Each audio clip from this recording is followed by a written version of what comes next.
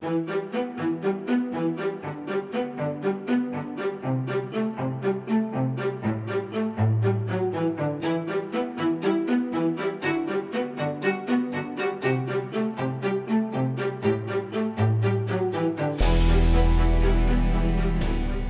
Monsieur le Président, merci de nous accueillir ici à Dakar dans le cadre du deuxième Forum international des mobilités durables. Bonjour. La mobilité est un enjeu majeur, important pour la région de Dakar et aussi pour le Sénégal. Elle se traduit aujourd'hui par la construction d'un TER entre Dakar et le futur aéroport AIBD. Qu'est-ce qui a motivé ce projet? D'abord, je voudrais vous dire que l'idée d'avoir un projet de train express régional qui va relier Dakar à son nouvel aéroport, va se situer à environ 49 km, 50 km, découlait du fait que Dakar est une péninsule qui a 0,3% du territoire national, mais qui regroupe 66% des activités économiques et plus de 25% de la population nationale. Donc il y a là un goulot d'étranglement, il y a un problème de congestion qui est historique, et un gros problème de mobilité.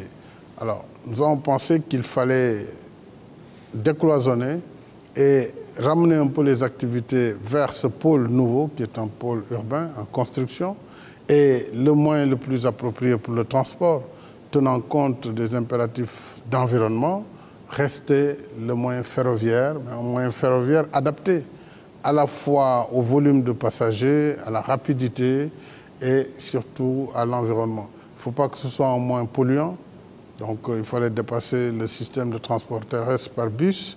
Il ne fallait pas non plus que ce soit un tram, puisque là, il y a aussi une volonté de vitesse qui soit compatible avec la distance et aussi le confort des passagers, parce qu'il s'agit de relier l'aéroport à la ville, mais aussi nous avons une ville moderne qui doit transporter une certaine catégorie de citoyens. Le TER est apparu comme vraiment le moyen le plus approprié. Et j'ai été très heureux que, en tout cas, après une procédure de sélection qui a duré plus d'une année, que ce soit un TER français qui va assurer ce projet. Monsieur le Président, est-ce que vous considérez que la France est une référence en matière de transport ferroviaire? Oui, absolument. Ça, c'est connu de par le monde. La France a une expérience mondiale en matière de transport ferroviaire. Le TGV français a été l'un des plus importants et il reste l'un des plus modernes dans le monde. Je pense que la France est présente non seulement en Afrique. Dès la période des années de la fin de la Première Guerre, elle a contribué à la construction du chemin de fer africain pour plus de 60%.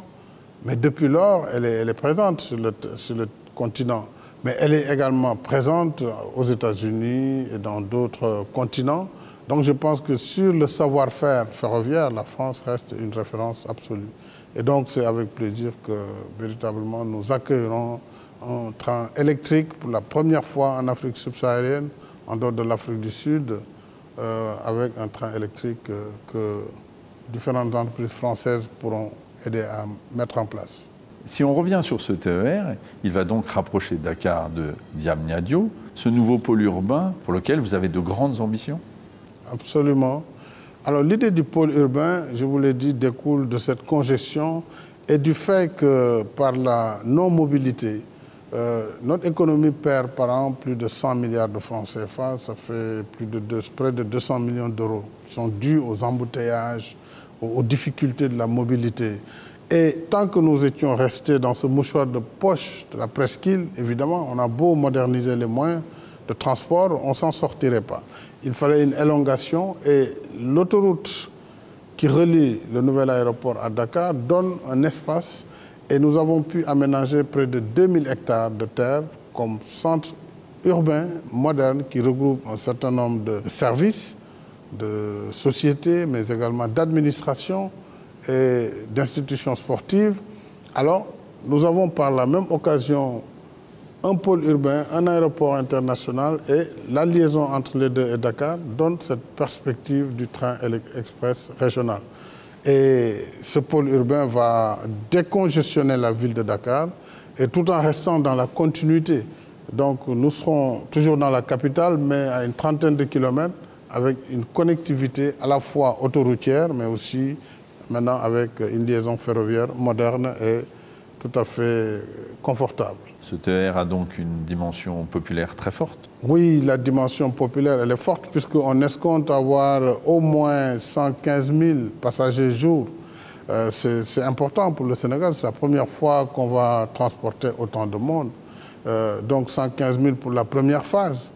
Et compte tenu des projections économiques de notre pays, compte tenu de l'environnement, des affaires et des perspectives en ressources pétrolières et gazières, je pense que tout cela, il faut le voir dans un avenir très proche comme étant le début simplement du développement du chemin de fer au Sénégal. Et donc, mais ces chiffres vont être multipliés par 2, voire par 4 dans un horizon de 10 à 20 ans. Donc c'est cette projection qu'il faut avoir à l'esprit. Et je pense que l'Afrique, et quand je parle de l'Afrique, je parle naturellement du Sénégal, l'Afrique a un renouveau ferroviaire à développer. Et je pense que oui, ce renouveau peut être développé dans le cadre du développement durable avec vos entreprises connues par leur expertise, avec la SNCF, avec la ATP et tous ceux qui interviennent dans la conception, la construction et aussi la gestion de telles infrastructures. On vient de le voir, dimension populaire très forte. Et sur le plan économique? Oui, c'est un enjeu plus qu'important puisque finalement le transport ferroviaire, si nous arrivons à mettre le train, il va coûter beaucoup moins cher que le transport actuel par un système de cars qui font certaines étapes et le client paye plusieurs sections et même utilise plusieurs moyens de transport en ayant un TER qui constituera l'épine dorsale du transport, mais qui sera connecté par des réseaux qui vont servir de nervure. Nous avons déjà un modèle de bus transport rapide qui sera connecté à la dorsale du TER. Et nous avons d'autres moyens par bus qui pourront donc intégrer l'ensemble dans un système multimodal de façon à avoir un système de transport moderne qui allie à la fois le confort, la sécurité, la rapidité et également le coût. Tout cela, je pense, est tout à fait aujourd'hui pris en compte et les populations adhèrent parfaitement, rien que dans l'idée de vraiment d'avoir des moyens de transport modernes et sécures. C'est dans cet esprit que vous avez décidé de créer une maison du TER à Dakar? Quel est son rôle? Oui, je crois que l'idée de la maison du TER, c'est que un projet, il prend du temps. Depuis la conception, la mise en œuvre et le démarrage, évidemment, d'ici là, il est important qu'à travers ce modèle de maison du TER, qu'on ait des maquettes, que les gens voient à taille réelle ce que sera demain l'outil pour lequel l'État s'est en tout cas engagé à améliorer leur confort de transport. Donc cette maison du TER permettra aux visiteurs qui pourront, chaque fois qu'ils le désirent, voilà, rentrer dans le TER, voir les services, comment ils vont être, et se donner une idée de la projection du Sénégal dans 2 ans. 2 ans, ce n'est pas loin, mais il faut que déjà les gens s'habituent au TER, que les mentalités commencent à évoluer, parce que nous serons dans un autre environnement, un ticketing électronique, des systèmes qui n'ont rien à voir avec ce que nous faisons aujourd'hui. Mais je pense que la maison du TER permettra d'habituer les Dakarois à ce qu'ils emprunteront dans 2 ans exactement. Cette maison du TER va donc être implantée sur le parvis de la gare de Dakar, qui va devenir une gare multimodale. Oui, cette belle gare de Dakar, gare historique, pour laquelle d'ailleurs nous allons maintenir quand même l'architecture, parce que c'est un monument historique, mais qui va être certainement développé de l'intérieur, qui va donc être une gare multimodale puisqu'il y aura un réseau de bus et plus tard de bus à transport rapide, même d'autres systèmes qui viendront se connecter au TER.